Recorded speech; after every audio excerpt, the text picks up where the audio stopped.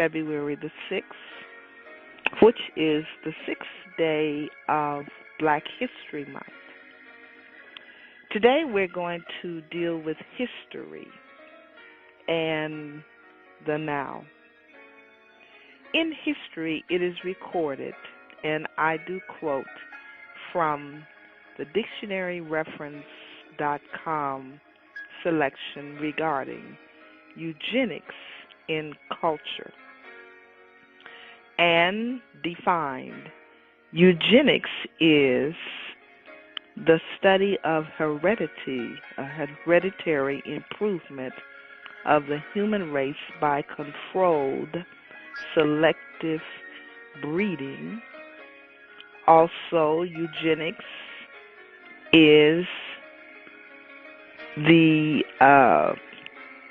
first of all, the word dissected, EU means good in Greek, and genus means birth.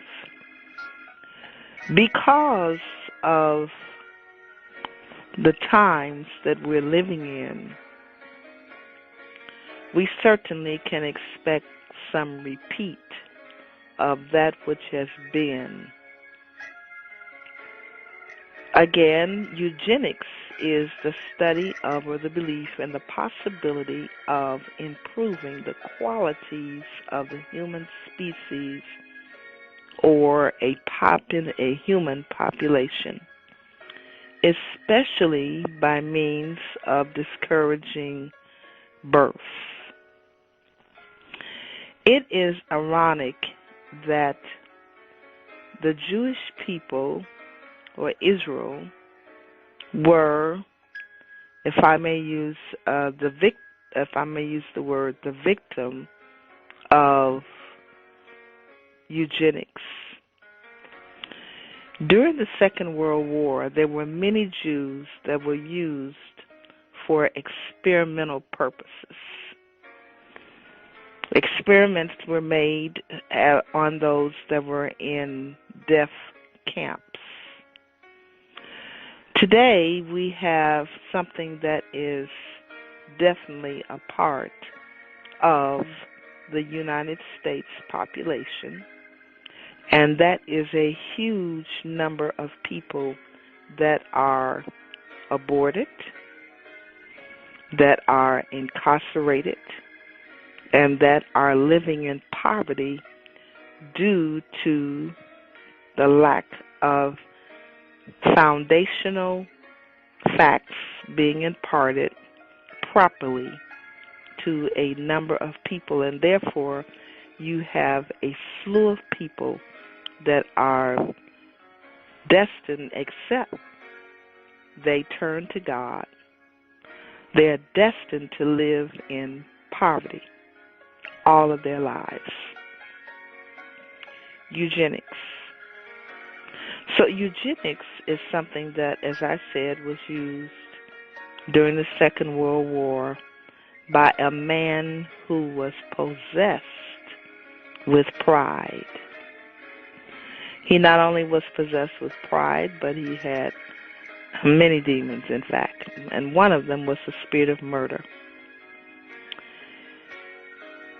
Again, eugenics was a popular theory in the early 20th century, but is no longer taken seriously. That is, by people that are wise, primarily because of the horrors of the eugenic efforts of the Nazi regime in Germany. Eugenics was one of the methods that was used, as I forestated, by the Germans. Supposedly, they were going to develop a pure race of people. Now, they really wasted their time, and the person that was responsible for that movement is dead, thank God. But that seed of evil still exists. And there are people, according to the scriptures, that fulfill this particular prophecy.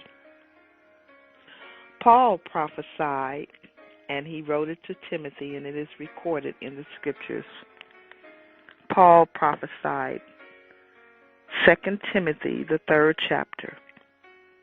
This know also.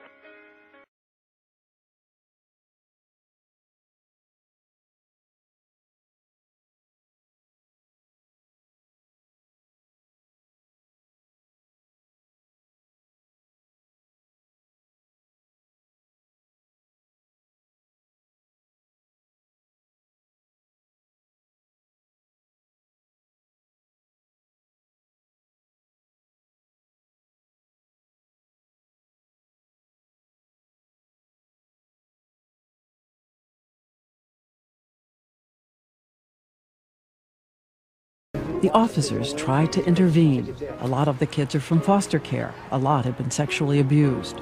And the predators know exactly what they hope to hear. They sell them on the idea of a warm place to stay for a night, the possibility, potential for romance, maybe earning some money. So these officers may be the last chance before a girl disappears into the shadows.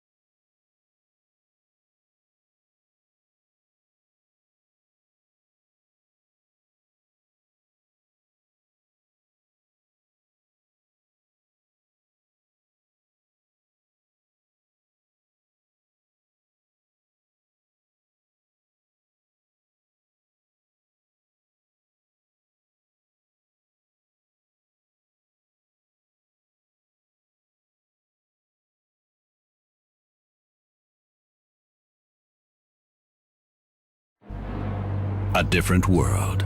Everybody out on the fence.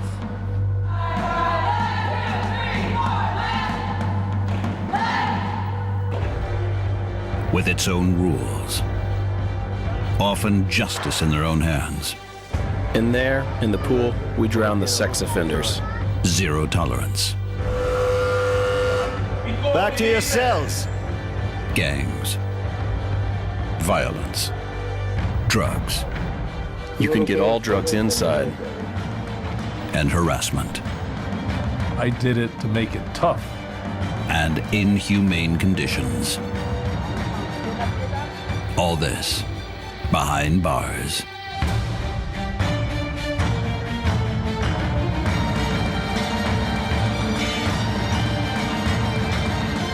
In the world's toughest prisons. Harassment, humiliation, pushed beyond the limit. Welcome to Miami-Dade Boot Camp. As of right now, we break them down and we empty the cup, and that way we can refill it. Get it out your mind. Get boot camp on your mind.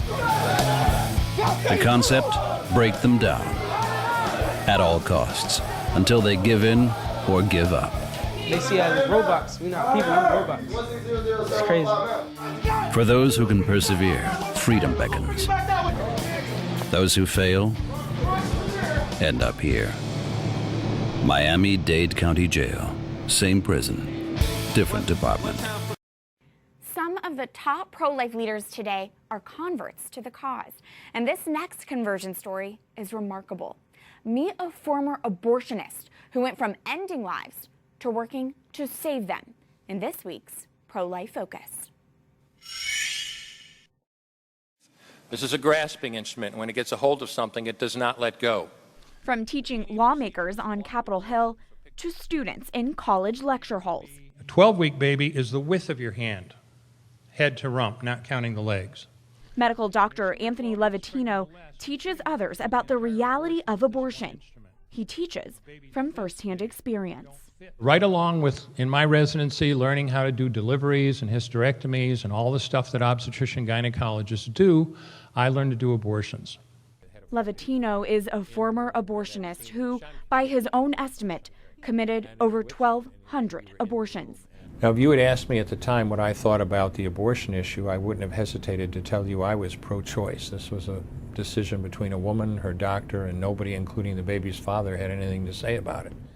Meanwhile, Levatino was hoping to become a father himself. While doing abortions at his medical practice, at home, he and his wife struggled with infertility.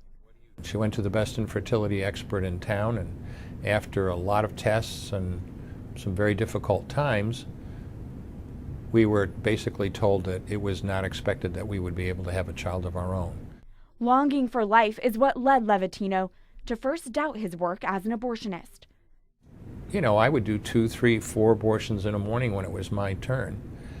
And I remember during that time thinking, gosh, I'm just throwing these kids in the garbage. Wouldn't one of these women allow us to take her baby home and care for our own? But of course, it doesn't work that way. The Levatinos would eventually welcome a child after choosing adoption. We were very blessed when in August of 1978 we were able to adopt a little girl that we named Heather. The next month, the Levatinos conceived a biological child of their own, a son. They were now parents, twice blessed. But tragedy would soon rock the family's world. Everything was just dandy until June 23, 1984, when our daughter Heather was killed out in front of our house in an auto accident. People who have children might think they have some idea what it's like to lose a child, but if they haven't been through this themselves, they have no idea, and I hope they never find out. Carrying the pain that comes with losing a child, Levatino could no longer look at his work with the same eyes. But what do you do after a disaster? You bury your child and try to get back into your life. And I don't know how long after that my first D&E abortion was scheduled, and I reached in with this heavy clamp called a Sofer clamp and tore out an arm or a leg and just stared at it in the clamp, and I got sick. But when you start an abortion, you can't stop. You have to keep inventory. You have to make sure you get 2 arms, 2 legs, and all the pieces. Because if you don't, your patient's going to come back infected, bleeding, or dead. So I finished that abortion, and I know it sounds strange to people, but for the first time in my life, I looked. I really looked at that pile of body parts on the side of the table. And I didn't see her wonderful right to choose, and I didn't see what a great doctor I was taking care of her problem, and I didn't even see the $800 cash I just made in 15 minutes. All I could see was somebody's son or daughter. He calls that moment the beginning of the end. It's what led him to walk away from abortions and, today, share his unique conversion story with others. He's helping to share other pro-life conversion stories as well, playing the role of an abortionist in the movie Unplanned. It is not preachy. It is the story of Abby Johnson, and it's told accurately. And I will tell you, from having been on the set and then watching the final product, what you see on the screen is extremely medically accurate. They got it right. You can also see Levatino in videos produced by the pro-life group Live Action. He narrated their abortion procedure series to educate people about the reality of abortion. Millions and millions have viewed them. Today I'm going to describe a second trimester surgical abortion called dilatation and evacuation, or D&E. So while it's his experience as a former abortionist that gets people to listen, it's his role as father that compels Levatino to share his story with us in the first place. I suppose the one thing I can offer that's a little unique is the same thing any doctor could offer. I can talk about abortion from a personal standpoint. The stories I tell are firsthand and true. And I think that gives it a level of credibility that's difficult to get otherwise. And I think that's the biggest role I can play. What a powerful story. Thank you, Dr. Levatino, for your witness.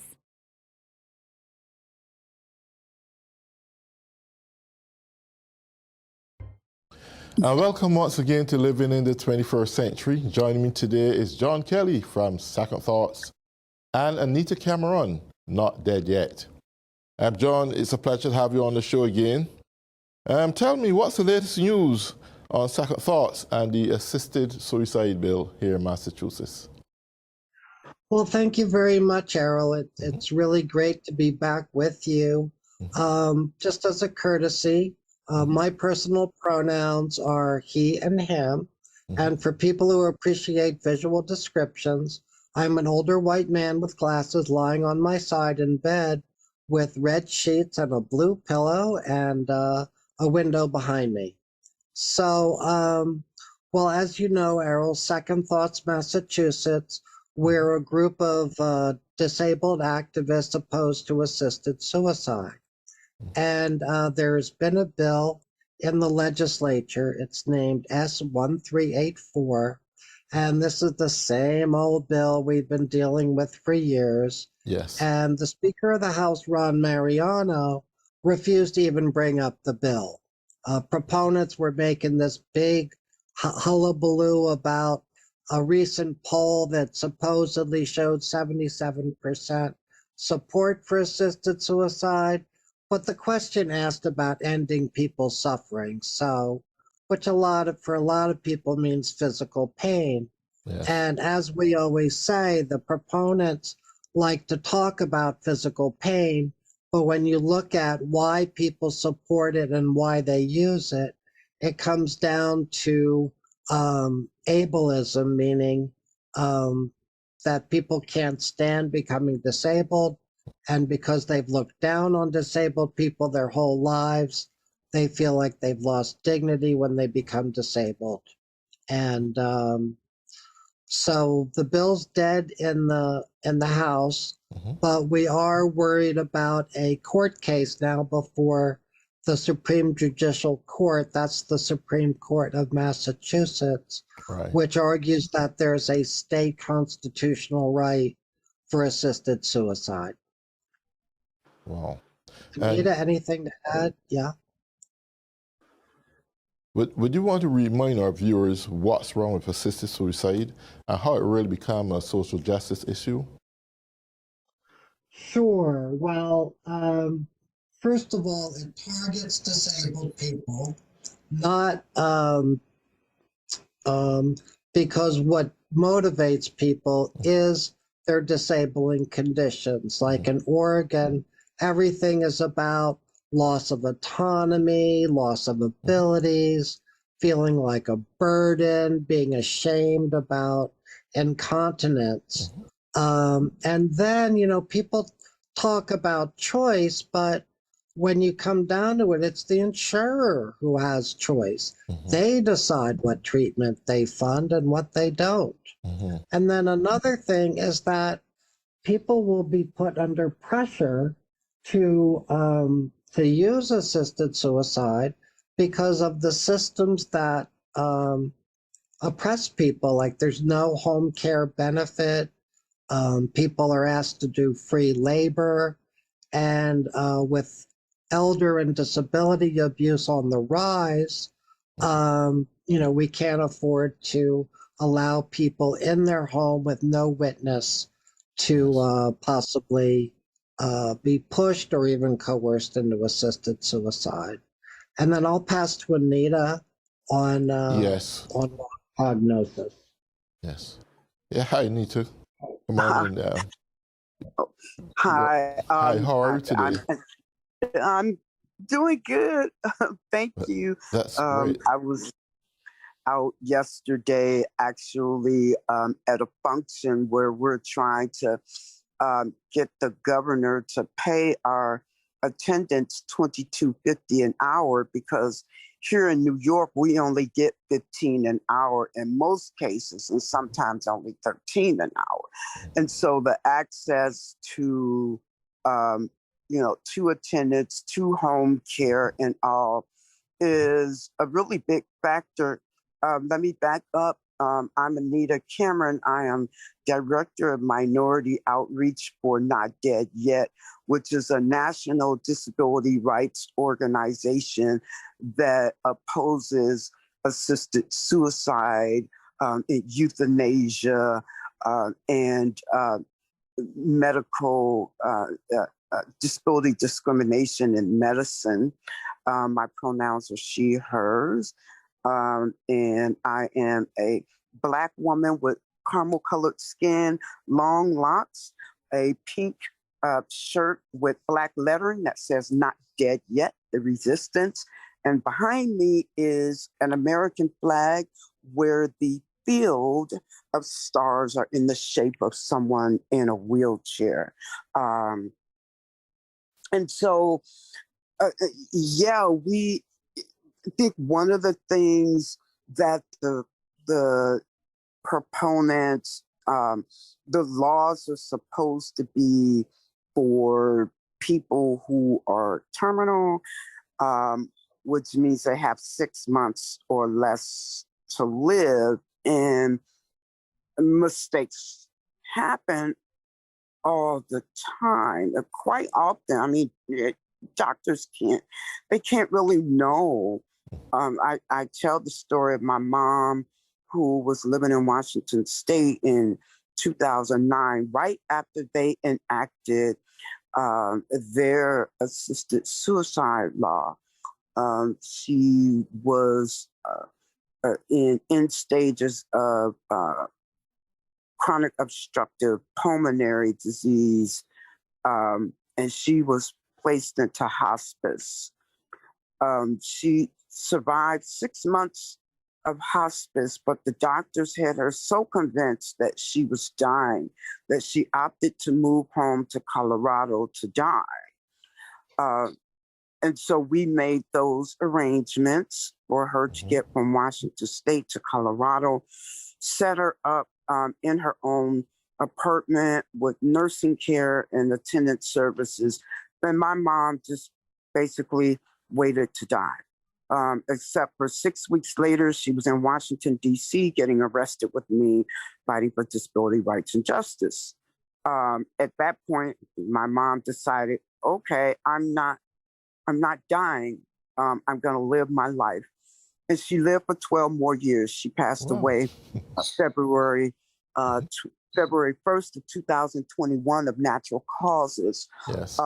But she lived to see all her grandkids, grow up, finish school, get married, have kids. And she lived her life. Had she succumbed to the doctor's kind of subtle pushing, we wouldn't have my mom anymore. And that's a scary, scary thing. Yes. But we're definitely blessed to have her for 12 more years. And that just goes to show you that, doctors can be wrong, and then when people get told that, it's natural to get depressed. It's like, oh my gosh, you just told me I'm going to die. Yet in these bills, there's no provisions for psychiatric treatment or anything like that. Some states have, the legislation has a clause in it where, okay, see somebody, but that person, the visits usually last 15 minutes to an hour, and the visits are only to determine if you have capacity to make the decision that you're making, not to treat any depression or anything like that.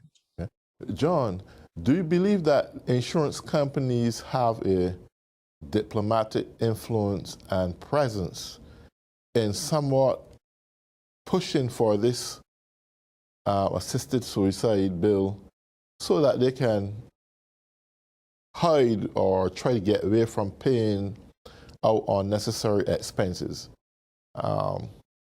What do you think? Definitely. In a country without national health care, it's ridiculous to expect that people have equal access to medicine and insurance. And there have already been cases where patients have been denied coverage based on cost. Dr. Brian Pallister from Nevada had 2 patients that needed expensive but life-saving surgery, and he was told by the insurers that his patients in Oregon and California, where assisted suicide was legal, that the only coverage could be hospice or assisted suicide, which is, of course, the cheapest option. And then, and Anita, maybe you might want to talk about assisted suicide's impact on minority communities, especially Black and Latino. Well, people say, and the studies show that the use of assisted suicide among Blacks and Latinos is very low, particularly among Blacks. And there was a Pew Center research study that showed that Blacks and Latina communities are 65% against doctor-assisted suicide. But Compassionate Choices has been making inroads into particularly the Black community, particularly the professional class folks.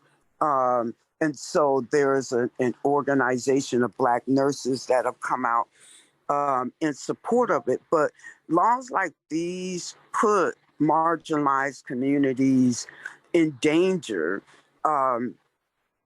The low usage of assisted suicide, particularly among Black folks, I feel is due to the fact that we have a healthy suspicion of medicine and doctors due to things that have happened to us, the experiments and whatnot that have gone on our bodies without our knowledge and consent. I'm sure people have heard of the infamous Tuskegee experiments where Black men in Tuskegee, Alabama, and surrounding areas were not treated for syphilis. The syphilis was just allowed to continue because the medical profession wanted to see what the end results of syphilis looked like. And so they let largely Black men suffer. And there's been other, experimentations, and there's so much racial disparities in healthcare that affect Black and brown communities, particularly Blacks and Latino communities, that we have that healthy suspicion and that fear, and we know that. In particular, with Black folks, we're more likely to be written off as terminal anyway by doctors. We are less likely to have our pain issues addressed, a situation that could lead to someone deciding that they want, the assisted suicide drugs. As assisted suicide gets normalized around the country, because it's already in 10 states and the District of Columbia. But as it gets normalized around the country, I've been sounding the alarm that that Black and brown communities, particularly Black and Latino communities, indigenous communities, will suffer greatly because of the racial disparities in healthcare. And you with stuff like this, you can't concentrate, I think, if you will, on the present. You do have to look to, the future and see where these things are leading us. Because, like in the case of COVID has ravaged the Black community and the indigenous community in particular, have ravaged our communities. We've died, been hospitalized at much higher rates than whites. And with there was a push at one time to make COVID a a precondition, if you will, for getting the assisted suicide drugs. Even though more and more people are surviving COVID, and with our communities being, so affected, we're really in danger, especially if you're disabled, if you're a senior, if you're sick, in other words, you have chronic illnesses and whatnot. We're in danger of doctor-assisted suicide, because certainly in the case of disabled people, unfortunately, if you are non-disabled, younger, you express suicidal ideations or thoughts of suicide, you will get help whether you want it or not, intervention. Whereas disabled people, when we express that, it's kind of rationalized. It's like, oh, I see why you want to die. You're disabled. Nobody will want to live like that. And so we're helped to suicide rather than suicide prevention. Yeah. I'm wondering too if that is really taking a national effect. I observe, and I speak subject to correction, that in most nursing homes where the elderly may be somewhat losing a little bit of their mind, you found that when they come into situations where they need resuscitation, you're saying, do not resuscitate. And I often ask myself the question, is this something that they themselves make up on their own, or if it was influenced by family members because they don't want the responsibility of taking care, or is it good for insurance purposes? All these are some of the questions I would have asked, but in my own consciousness. What do you think that is going on? Especially there also in Canada, there's a lot going on with disabled people there. Could you expound a little bit on that? Well, for many people with disabilities, they get a DNR put in their records, often without their knowledge or consent. And a lot of people find out by accident that they have a DNR on their records. Yes. And that's a lot of times because of doctors' own biases towards people with disabilities. And there was a 2021 Harvard study that showed, that like 79% of doctors see disabled people as having a poorer quality of life than non-disabled people. Like only 56% of those doctors would welcome a disabled patient into their practice. That 84% of these doctors are uncomfortable with the thought of dealing with a disabled patient. Yes. Now, in Canada, the situation in Canada, because Canada has assisted suicide and they have euthanasia on demand because of the Bill C-7, the situation in Canada for disabled people and poor people is dire, because in Canada, what's happening is that people with disabilities are choosing assisted suicide or even euthanasia because they lack access to services. So there was a woman named Sophia who had multiple chemicals sensitivities. And she tried for like 2 years to find safe housing with no smoke, with no chemicals, cleaning chemicals and the like. Her doctors tried to help her and everything. And when she couldn't find it, she applied for and was approved for assisted suicide. And so she did die by assisted suicide. There's been a couple of cases in Canada around people with multiple chemical sensitivities with a condition called Ehlers-Danlos syndrome. With that, it's a condition that's you have hypermotility and you experience a lot of pain, your joints pop out and whatnot. And there were a couple of women in Canada who could not get treatment for that condition, and they opted to die by suicide. There was a guy named Sean Taggart who had ALS, who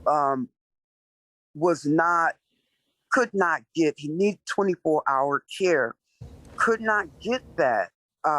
And so the option was to send him to a nursing home hours away from his home. But that nursing home didn't have the setups or the room for his computer system that would help him speak and control his environment. And so because of that, he opted to die. Okay. And I am seeing even, I'm noticing myself on Twitter, and I was actually involved in the case of a woman with disabilities in Canada who couldn't get treatment, or people who are disabled, but they're poor and can't afford to live while disabled, and they're choosing assisted suicide. And my fear is that as we keep expanding assisted suicide in the United States, that we're going to wind up in situations like these folks in Canada. Okay. I want to ask John a question. Sorry for cutting you this shortly. John, would you think it makes sense then, while a person is young and full of energy, that they should have something stated early while their minds are intact, that don't matter whatever happened, I choose not to go the route as for assisted suicide? Would you think that would make sense in this time of season? You know, I think people can always make advance directives. They can set up a healthcare proxy. That's what I have. That's someone who could speak to your interests if you are in such a situation. And so when I was in the hospital in 2018 with life-threatening pneumonia, the doctor called my healthcare proxy and he said, no, treat him, give him everything to keep him alive. And he asked my brothers about my quality of life. And if they had not vouched for it, well, you know, I might have been in danger. Okay. So, like the problem with Canada and what could come here is that I'm paralyzed below the shoulders, but I would be eligible for being euthanized like a dog. That's awful. In Canada because of the so-called poor quality of life, and that's just straight up ableism. Absolutely. Anita, one question, we are getting down on time. I heard you on Pushback Podcast, the erasure of Black disabled voices. What is your message to the Black community? So my message to the Black community is we are rife with ableism in our community, and we need to examine ourselves. I'm all about Black liberation. But Black liberation means liberation for all of us. There's no asterisks on that says only for healthy, non-disabled young folks. That's for all of us. And don't wait for disabled people to reach out to you. Reach out to us. We have so much to offer, you know, our communities. So many, you know, gifts. Our lives are just as valuable. Reach out to us, honor us, value us. We are part of you. Beautiful. John, so we are down to the last 2 minutes now. I'm going to let you have the honor in doing a wrap up. Any advice to anyone out there, what you recommend?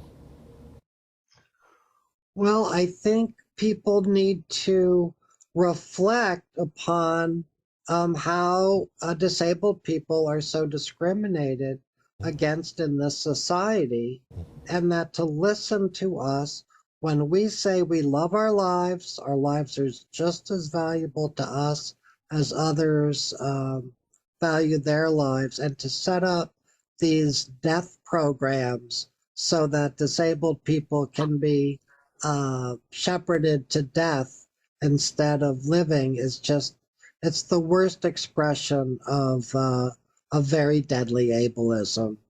And if people are interested in learning more about the disability response to assisted suicide, I will be participating in a webinar put on by the Patients' Rights Action Fund on September 9th at 4 p.m. And if you're interested, please write info at second-thoughts.org. And that's info at second-thoughts.org. And the word second is written out. And Errol, thank you so much for bringing this subject to light. And viewers may not know that you were once a caregiver for me. Yes. And just thank you for countering so much of the ableism that I carried inside of me. Yes. Anita, anything you want to say for the last few seconds? Thank you so much for having me. All means all. And we as disabled people, as Black disabled people, we treasure and value our lives. Hear us, listen to us. Thank you so much for, thank you. Well, John, Second Thoughts, Anita, Not Dead Yet from Minority Outreach. I want to thank you both for coming on Living in the 21st Century.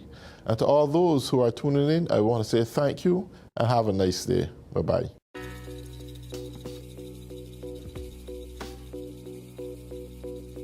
Did you know that dry cleaning was invented in 1821 by a black man named Thomas Jennings? Thomas Jennings owned a dry cleaning business in New York City and was the first black man in the United States to be granted a patent.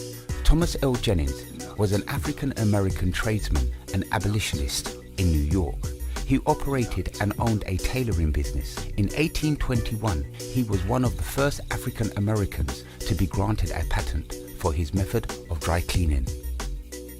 Dr. Joseph Jackson holds 6 US patents for telecommunications and fertility prediction inventions. Jackson's first patent was for his contribution to a V-chip device that allowed users to block selected content on cable television. This type of technology is commonly used for parental controls. He also holds patent for the TV remote control devices.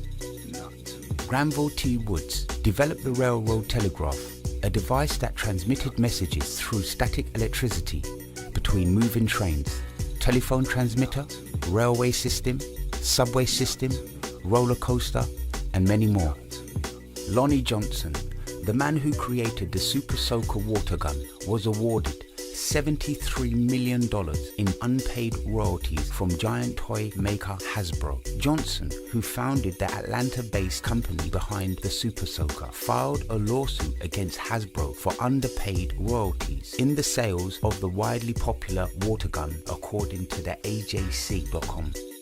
Garrett Morgan invented a safety hood you put over your head to avoid inhaling smoke at standing height. Jesse Eugene Russell, inventor of the digital cell phone. Paul L. Downing, little known Black history fact. This man is named Paul L. Downing. He invented what every household uses today, the mailbox. Downing patented his mailbox on October 27, 1891, and called his invention a street letterbox. 1 year prior to inventing the mailbox, Downing patented an electrical switch that allowed railroad workers to turn on or off the power supply to trains at the necessary times. Downing's design for the railroad switch were used as inspiration for inventors who created residential electrical switches. The street letter drop mailbox with a hinged door that closed to protect the mail was invented by Philip B. Downing. Downing, an African-American inventor, patented his new device on October 27, 1891. Marie Van Britten Brown was an American inventor. She was the inventor of the home security system in 1966, along with her husband, Albert Brown. In the same year, they jointly applied for a patent, which was granted in 1969. The invention was basically the first closed-circuit television security system and is predecessor to the modern home systems today.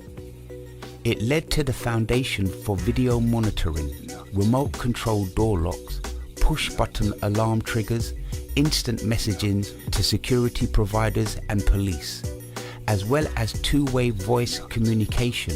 The fame of Brown's device also led to the more prevalent CCTV surveillance in public areas, according to a 2016 New Scientist report.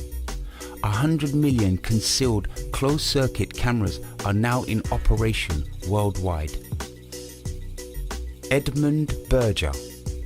In 1813, inventor Edmund Berger invented the spark plug. Although the internal combustion engine, in which the current version of the spark plug is used, was only in the developmental stages in the mid-1800s. Mr. Berger is still given the credit for the invention even without obtaining a patent. Henry Thomas Sampson Jr. was an American inventor known for creating the gamma electric cell, a device with the main goal of generating auxiliary power from the shielding of a nuclear reactor. Henry T. Sampson is the first African American to earn a PhD in nuclear engineering in the United States. He is best known for inventing the gamma electric cell in 1971. Anna Mangin was an American inventor and women's rights campaigner. She invented a kitchen tool she called a pastry fork in 1891. This was different from the eating utensil, also known as a pastry fork. George Crumb. George Speck, also known as George Crumb, born in 1824, was an American chef. He became noted for his culinary skills after being hired at Moon's Lake House on Saratoga Lake near Saratoga Springs, New York. In 1853, he created the potato chip. Sarah Boone was an American inventor who, on April 26, 1892, obtained United States patents for her improvements to the ironing board. Boone's ironing board was designed to improve the quality of ironing sleeves and the bodies of women's garments. The board was very narrow, curved, and made of wood. The shape and structure allowed it to fit a sleeve, and it was reversible, so one could iron both sides of the sleeve. Boone was one of the 4 African American women inventors of her time who developed new technology for the home.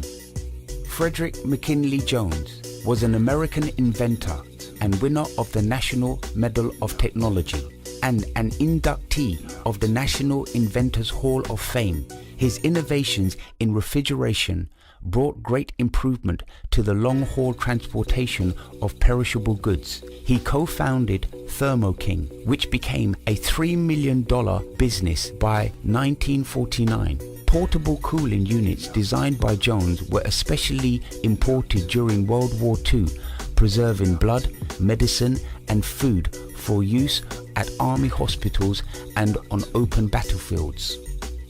Alfred Crawley was a businessman and inventor of the ice cream mold and disher.